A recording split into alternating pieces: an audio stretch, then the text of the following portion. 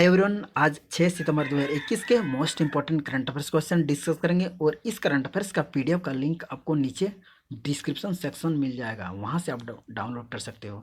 तो चलिए प्रश्न स्टार्ट करते हैं। पहला प्रश्न है, टोक्यो पैरालंपिक 2020 में भारत कुल 19 पदकों के साथ मेडल्स के साथ फाइनल मेडल टैली में कौन से स्थान पर रहा?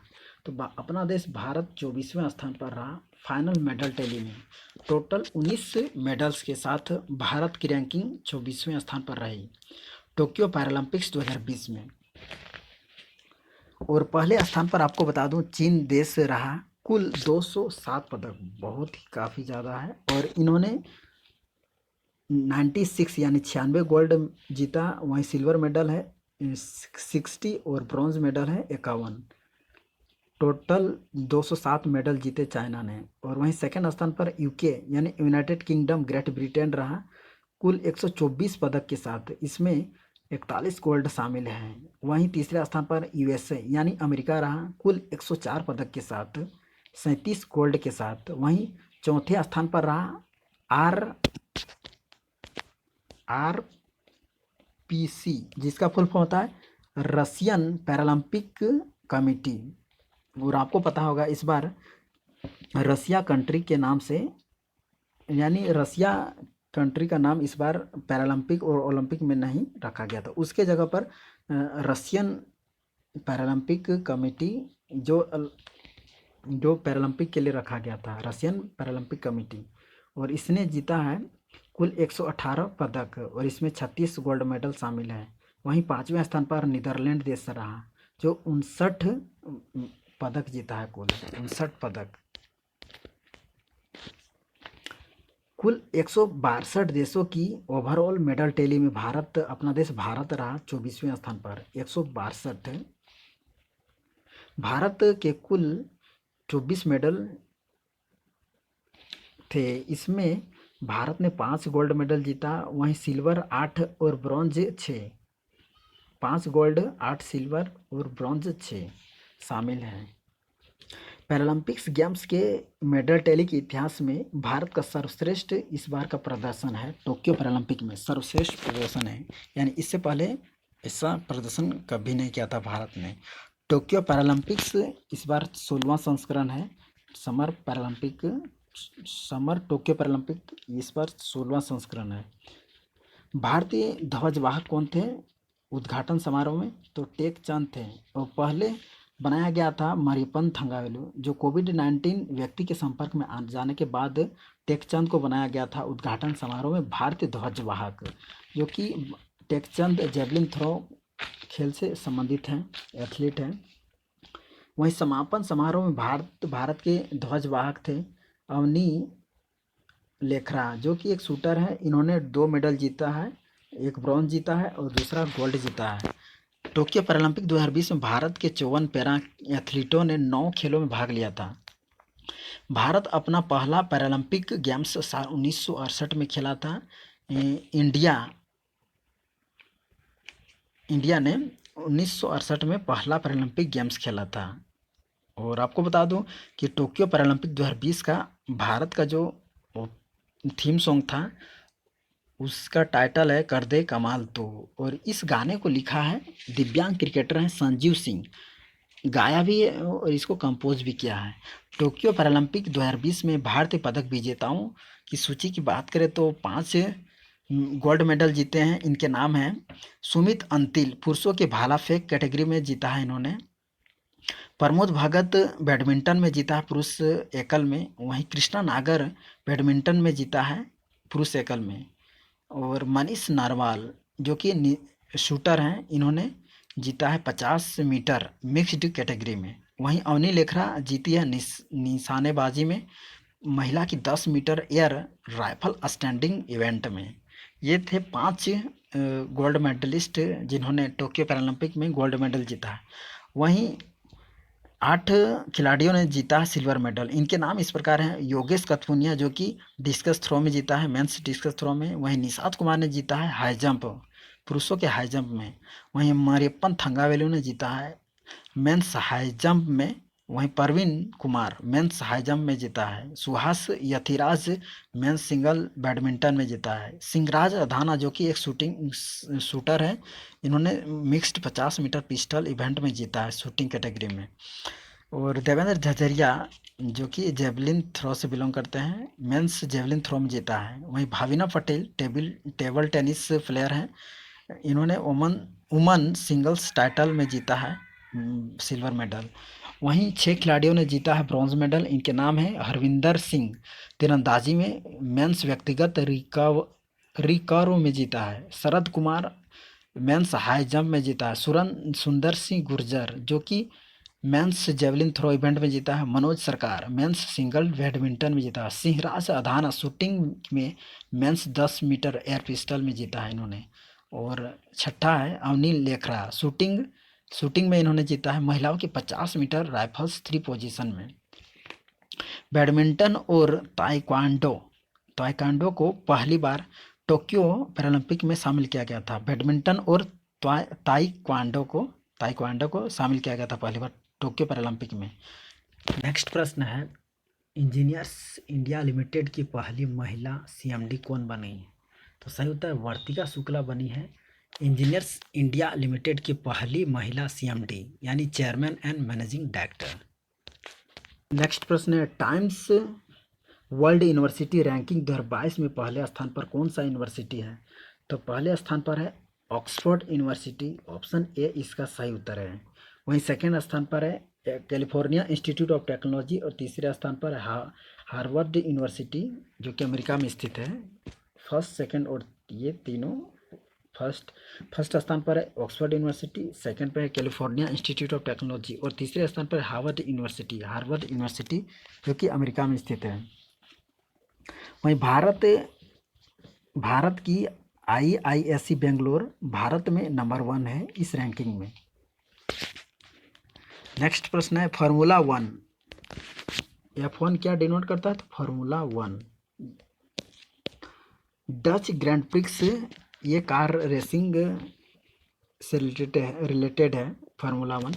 डच ग्रैंड प्रिक्स 2021 किसने जीता? तो जीता है इसे मैक्स वर्स्टापेन ने जीता है, ऑप्शन ए इसका सही उत्तर है। तो recently formula 1 Dutch grand prix 2021 max Verstappen ने जीता है और ये रेडबुल कार रेसर हैं और नीदरलैंड देश से बिलोंग करते हैं। वहीं दूसरे स्थान पर रहा लुइस हैमिल्टन जो मर्सिडीज कार रेसर हैं, ग्रेट ब्रिटेन देश से बिलोंग करते हैं। वहीं फिनलैंड के वाल्टेरी बोटास तीसरे स्थान पर रहे, मर्सिडीज चलाते हैं। नेक्स्ट प्रश्न है, भारत और किस देश के नौसेनाओं ने समुद्री द्विपक्षीय अभ्यास जिसका नाम है सिम्बैक्स 2021 ईयर को शो कर रहा का 28वां संस्करण यानी इस बार 28 संस्करण था इसका आयोजित किया गया तो किस देश के साथ किया भारत ने? तो सही उत्तर है इसे सिंगापुर के साथ किया, ऑप्शन इसका सी सही उत्तर है। तो रिसेंटली भारत और सिंगापुर देश के नौसेनाओं ने समुद्री द्विपक्षीय अभ्यास जिसका नाम है सिम्बैक्स 2021 का 28वां संस्करण पूछा जा सकता है कि इस बार कौन सा संस्करण आयोजित किया गया? तो 28वां, ऑप्शन इसका सी सही उत्तर है। और इसका आयोजन कहाँ किया गया? तो साउथ चाइना सी में इसका आयोजन किया गया सिम्बैक्स 2021 का, और इसका आयोजन 2 से 4 सितंबर 2021 तक किया गया सिम्बैक्स 2021 का। वहीं अब बात करते हैं सिंगापुर की। यह एक एशियन कंट्री है जिसकी राजधानी सिंगापुर सिटी है और करेंसी है सिंगापुर डॉलर और वर्तमान में प्रधानमंत्री है ली सियन लुंग। वहीं भारतीय नौसेना की बात करें तो हेडक्वार्टर न्यू दिल्ली में स्थित है। वर्तमान में प्रमुख हैं भारतीय नौसेना प्रमुख एडमिरल करमबीर सिंह। नेक्स्ट प्रश्न है, भारत और किस देश ने मानव रहित हवाई वाहन की एयर लॉन्च परियोजना के लिए समझौता किया है? तो अमेरिका के साथ किया है भारत ने एक समझौता। भारत और अमेरिका ने मानव रहित हवाई वाहन की एयर लॉन्च परियोजना के लिए समझौता किया है, ऑप्शन ए इसका सही उत्तर है। अमेरिका की राजधानी वाशिंगटन DC है, करेंसी US डॉलर है और प्रेसिडेंट है जो बिडेन, और वाइस प्रेसिडेंट है इंडियन ओरिजिन है कमला हैरिस। अमेरिका की पहली महिला उपराष्ट्रपति बनी है कमला हैरिस।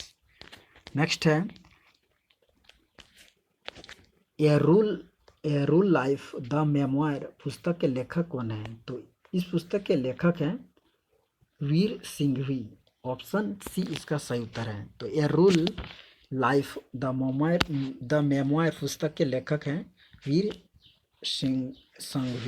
संघवी। कुछ इंपॉर्टेंट बुक्स देख लेते हैं एंड ऑथर्स 2021 के। होम इन द वर्ल्ड पुस्तक के लेखक हैं अमर्त्य सेन। भारतीय अर्थशास्त्री हैं, 1998 में नोबेल पुरस्कार जीता था इकोनॉमिक्स के क्षेत्र में। Star gazing the players in my life पुस्तक के लेखक हैं रवि शास्त्री। भारतीय पुरुष क्रिकेट टीम के मुख्य कोच हैं। Believe what life and cricket taught me, जो कि ऑटोबायोग्राफी है सुरेश रैना की, और इस ऑटोबायोग्राफी को लिखा है सुरेश रैना और किसके साथ मिलकर? तो भारत सुदर्शन के साथ मिलकर इन्होंने लिखा है। नेक्स्ट है अमिताभ घोष की पुस्तक है लिविंग माउंटेन। नेक्स्ट है the nutmeg's curse parable for a planet in crisis पुस्तक के लेखक अमिताभ घोष। नेक्स्ट है प्लास्टिक पैक्ट प्लेटफॉर्म लॉन्च करने वाला एशिया का पहला देश कौन सा बन गया? मोस्ट इम्पोर्टेंट क्वेश्चन है। तो सही उत्तर है भारत। अपना देश भारत बना है एशिया का पहला कंट्री जिसने लॉन्च किया है plastic pact platform. Recently Bharat में जो ब्रिटिश उच्चायुक्त हैं अलेक्जेंडर एलिस, भारत में ब्रिटिश उच्चायुक्त है अलेक्जेंडर एलिस ने India plastic pact platform launch किया है, और इस तरह से भारत प्लास्टिक समझौता शुरू करने वाला एशिया का पहला देश बन गया है। इस प्लेटफॉर्म का उद्देश्य प्लास्टिक के लिए सर्कुलर सिस्टम को बढ़ावा देना और पर्यावरण को प्लास्टिक के प्रदूषण से बचाना। नेक्स्ट है डीआरडीओ, जिसका फुल फॉर्म है defence research and development organisation, headquarter New Delhi में स्थित है। अध्यक्ष है वर्तमान में जी सतीश रेड्डी। तो क्वेश्चन पूछा है कि डीआरडीओ ने अपने कोविड-19 उपचार दवा, और दवा का नाम है 2DG, जो कोविड-19 उपचार के लिए दवा डीआरडीओ ने बनाया है, उसका नाम है 2DG का निर्माण व बेचने के लिए, यानी इसका मैन्युफैक्चरिंग और सेल्स के लिए ग्रेनुल्स इंडिया, जो कि एक दवाई रिलेटेड कंपनी है, को लाइसेंस प्रदान दिया है। तो आपको बताना है कि 2DG का फुल फॉर्म क्या है, पूरा नाम क्या है? तो इसका फुल फॉर्म है 2-डिऑक्सी डी ग्लूकोज, इसका पूरा नाम है। मोस्ट इंपॉर्टेंट क्वेश्चन है। तो 2DG का फुल फॉर्म है, डायरेक्ट एग्जाम में पूछा जा सकता है कि 2DG का फुल फॉर्म क्या होता है। तो इसका फुल फॉर्म है 2-डिऑक्सी डी ग्लूकोज। 2DG एक एंटी कोविड ड्रग है जो कोविड-19 मरीजों के इलाज के लिए उपयोग किया जाता है। 2DG मेडिसिन का मैन्युफैक्चर सेल्स अब दवा निर्माता कंपनी ग्रेनुल्स इंडिया करेगी, जिसे डीआरडीओ ने मंजूरी दे दी है, लाइसेंस प्रदान कर दी है। 2DG मेडिसिन को डीआरडीओ ने डॉक्टर रेड्डीज लेबोरेटरी के साथ मिलकर बनाया है। इस मेडिसिन को 2DG मेडिसिन को डीआरडीओ का फुल फॉर्म है defence research and development organisation. Next है भारतीय सेना बहुराष्ट्रीय अभ्यास जापद 2021 में भाग लिया है। इसका आयोजन कहाँ किया जा रहा है? तो इस अभ्यास का आयोजन किया जा रहा है रूस में किया जा रहा है। ऑप्शन इसका 20 सही उत्तर है। यह एक